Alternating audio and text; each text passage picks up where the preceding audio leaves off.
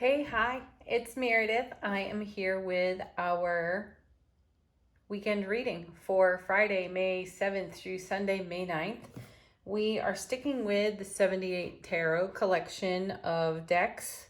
This is their mythical deck. Again, it's 78 different artists collaborating to create a tarot deck. Pretty interesting artwork here. Energy atmosphere of the weekend. Let's see what we've got. We had an interesting shuffle. The cards really were just flying out of the deck. I love when that happens. It speaks to the enthusiasm of the message. So our first card is the Lovers. Again, beautiful. Okay, you know this card's all about having the courage to follow one's heart, and how that is quite often a complex experience, isn't it?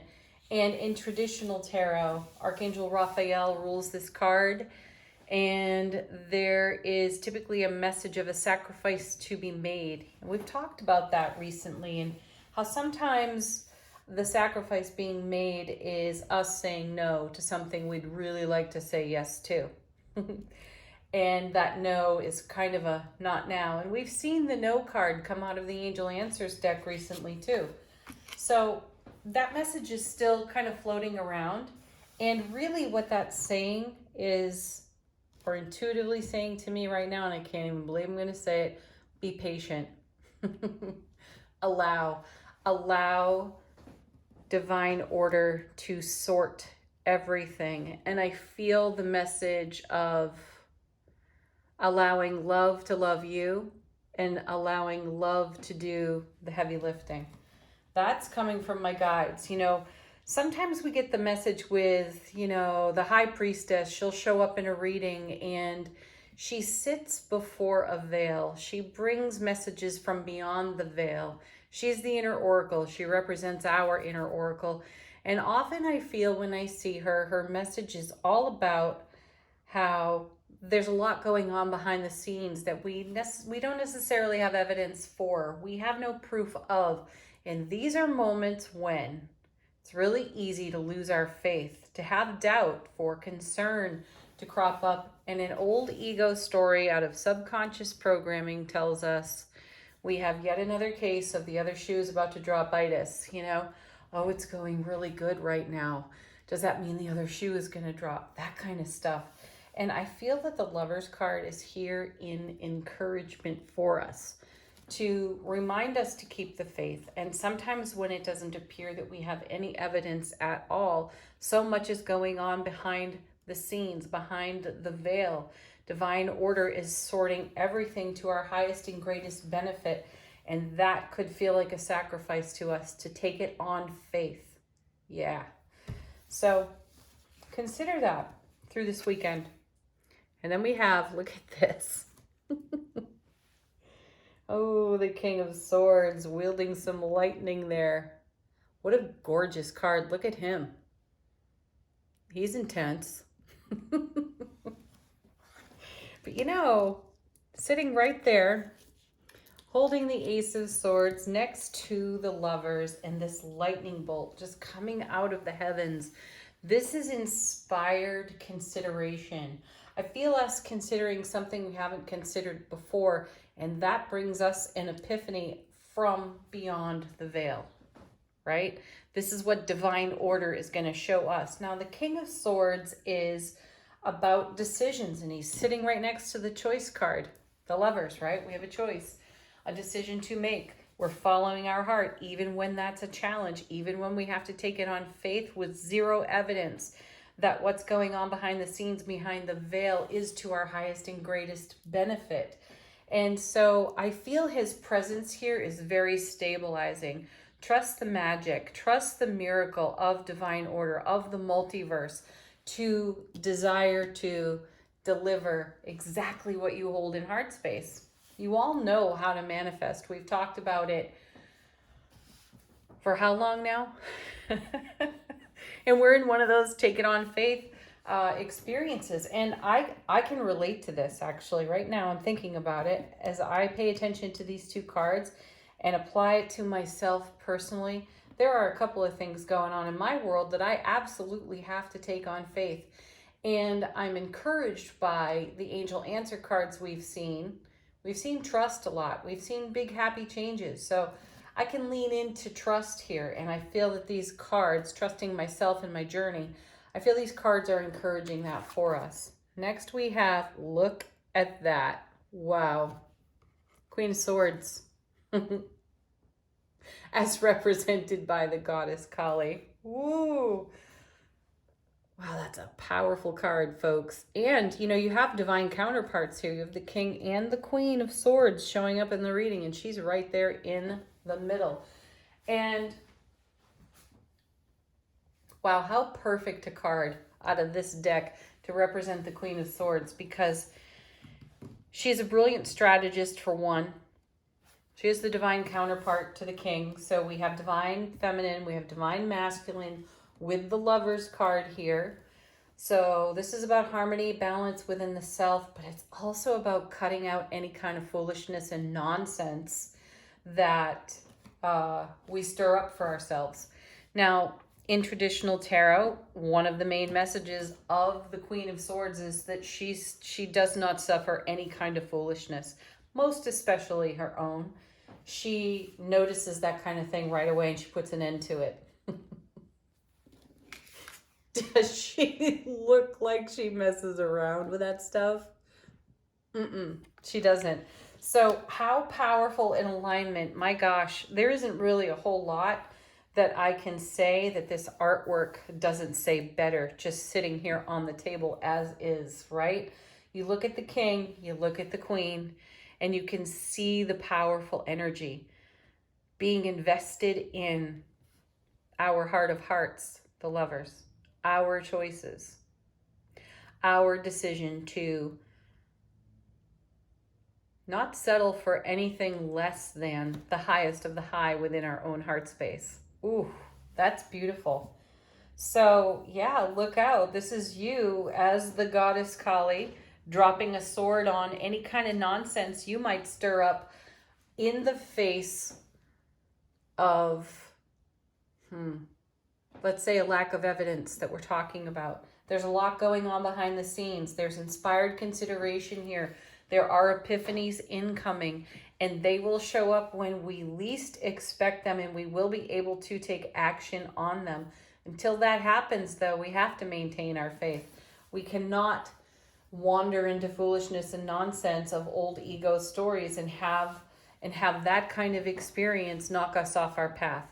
All right, let's see what's next. This is interesting. Oh, cool. Look, we have the High Priestess. This keeps happening too.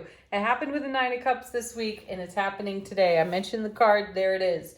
So there's the High Priestess. We are absolutely being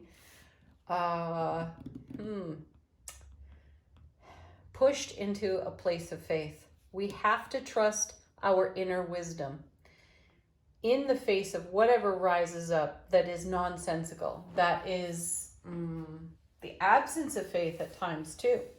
So pay attention. The High Priestess is here to show us what is in the periphery. And this may require us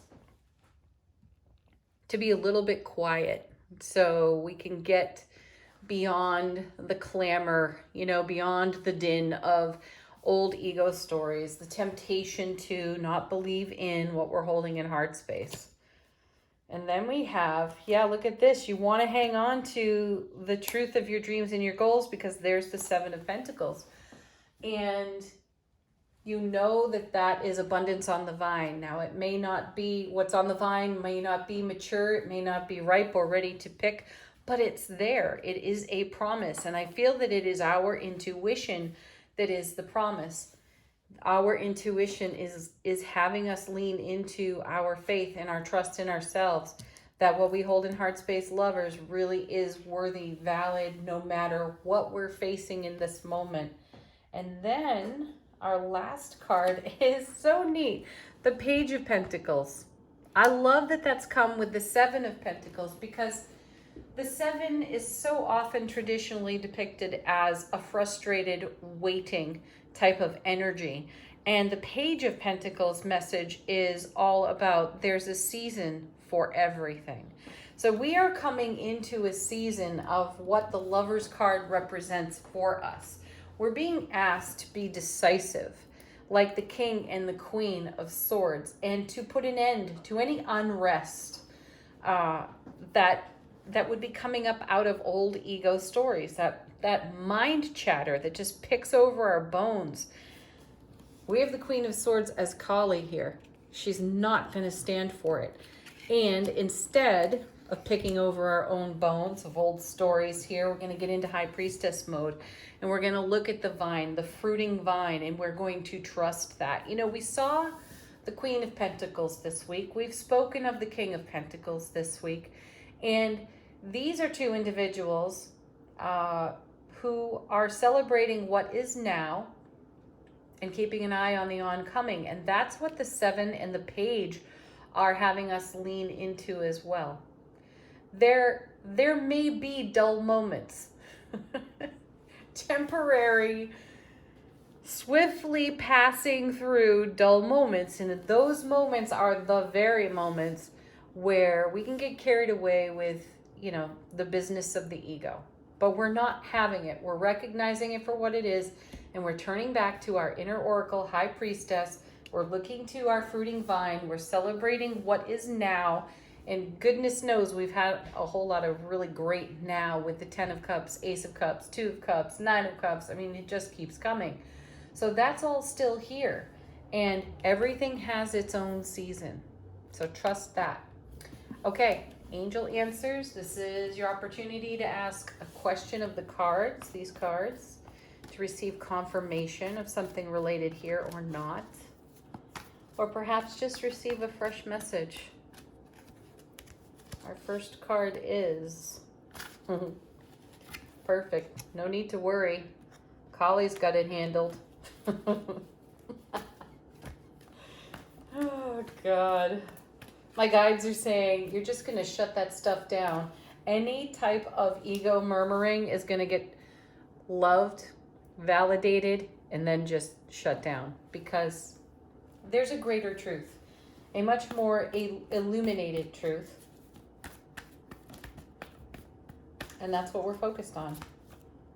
Next, we have take action. Not a problem. That's happening. But take action here means to not wither on your own vine. If you're having a Seven of Pentacles moment where you're not trusting, the harvest will come. It is on its way and it has its own season. So take action. Get in your heart space. Trust your inner oracle. Next. Oh, I love this. Be assertive and listen to your intuition. How perfect are those cards? This represents the King and Queen of Swords so beautifully. And listen to your intuition. There's the High Priestess. Signs are everywhere in our atmosphere, in our environment. Look for the signs. You know, they're going to come in very exciting ways. Like lightning, they will flash in for us. Okay, affirmation for the weekend is, in stillness I receive. Yeah, there it is. It's in the quiet. It's not in the busy of the monkey mind or the vulture thoughts that anything that we're experiencing unrest with will get resolved. It's going to be in the quiet and the stillness of our own heart space. All right, everybody, have a beautiful weekend. Thank you, as always, for watching the video. Do hit the thumbs up. It's deeply appreciated. Peace, love, joy, happiness, and namaste.